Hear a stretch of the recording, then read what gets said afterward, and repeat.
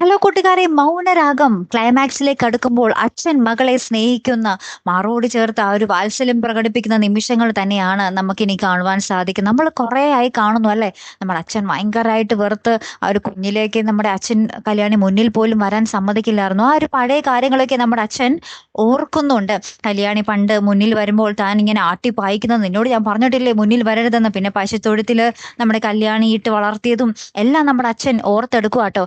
അതിന് പിന്നാലെ കണ്ണീർ വാർത്ത് കരഞ്ഞ് ഒരു ക്ഷേത്രത്തിൽ പോയി അതിനുള്ള പരിഹാര ക്രമങ്ങൾ ആ കല്യാണിയോട് ഇത്രയും നാളും ചെയ്ത് 25 കൊല്ലത്തോളമായി കല്യാണിയോട് ചെയ്ത എല്ലാ ദ്രോഹങ്ങൾക്കും പരിഹാര കർമ്മങ്ങൾ ചെയ്യുന്ന ഒരു അടിപൊളി നിമിഷങ്ങൾ തന്നെയാട്ടെ. ഏറ്റവും ഒടുവിൽ നമ്മുടെ അപ്പൊ ആർക്കും അത്രയ്ക്കും അങ്ങോട്ട് നമ്മുടെ അച്ഛനെ അങ്ങോട്ട് വിശ്വസിക്കാൻ പറ്റിയിട്ടില്ല.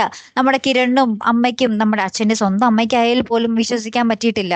പക്ഷേ ഇനി നമ്മൾ പ്രേക്ഷകർ കാണാൻ പോകുന്നത് ആ ഒരു വാത്സല്യം, അച്ഛന്റെ നിറഞ്ഞു തുളുമ്പുന്ന ഒരു വാത്സല്യം തന്നെ ആയിരിക്കും. ഏറ്റവും ഒടുവിലത്തെ ആ ഒരു നിമിഷം എന്ന് പറയുന്നത് നമ്മുടെ അച്ഛൻ കല്യാണിയുടെ നെറുകിലൊരു ഉമ്മ വെച്ച് ഇങ്ങനെ ചേർത്ത് കെട്ടിപ്പിടിക്കുക കേട്ടോ. അപ്പൊ നമ്മുടെ കല്യാണി ഭയങ്കരമായിട്ട് പൊട്ടിക്കരയുന്നുണ്ട്. ഇത്രയും നാളും കിട്ടാത്ത, ജനിച്ചിട്ട് ഇന്നേ വരെ കിട്ടാത്ത ഒരു അച്ഛന്റെ സ്നേഹവും വാത്സല്യവുമാണ് ഇനി നമ്മുടെ കല്യാണിക്ക് കിട്ടാൻ പോകുന്നത് അല്ലേ?